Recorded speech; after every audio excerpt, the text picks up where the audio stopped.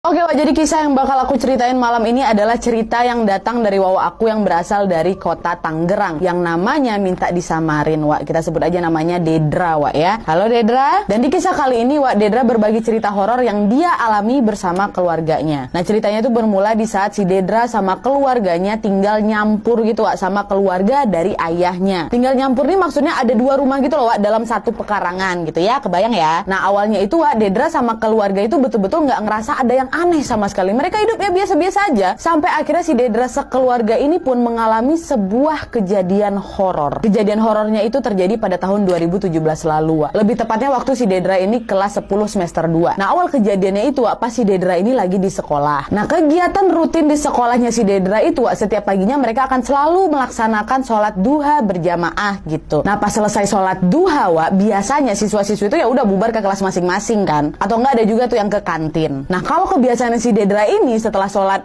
duha dia ini pasti ke kantin. Tapi entah kenapa hari itu Dedra ini ngerasa malas kali, Wak. Gak cuma malas ke kantin, tapi kayak malas ngapa-ngapain gitu, ha. Akhirnya si Dedra ini mutusin lah untuk balik ke kelas aja. Nah, di kelas si Dedra itu diam aja, Wak. Nggak tahu dia ini mikirin apa. Akhirnya nggak lama setelah itu jam pelajaran pertama pun dimulai. Nah, pelajaran pertama itu, Wak, pelajaran agama yang ngebahas Quran dan hadis.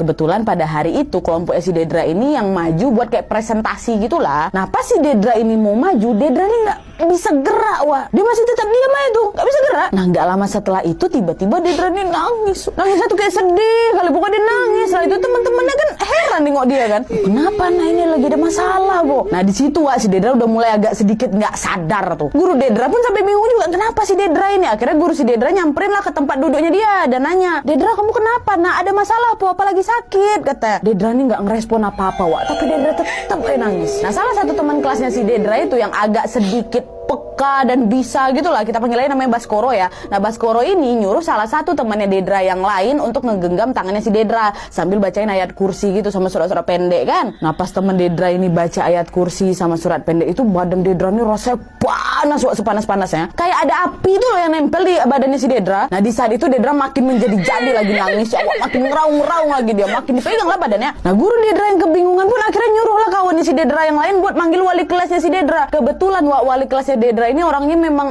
bisa lah gitu. Kita panggil aja wali kelasnya Dedra ini Pak Omar ya. Datanglah Pak Omar kan. Pak Omar langsung nanya nih ke Dedra, "Kamu kenapa?" Dedra tetep, Wak, nggak ngerespon apa-apa. Dedra tetep nangis aja dia. Mungkin karena Pak Omar ini udah ngeliat nih ada yang aneh di diri si Dedra kan. Akhirnya beliau pegang lah bagian badannya Dedra. Pas bagian samping leher tuh sekitar pundak gitu lah, Wak ya. Pak Omar pegang pundak si Dedra kan sambil nanya lagi. Tapi kali ini pertanyaannya berbeda, Wak. Pak Omar nanya, "Kamu siapa? Dari mana? Kenapa ada di tubuh ada ini?" Di saat itu Dedra sadar.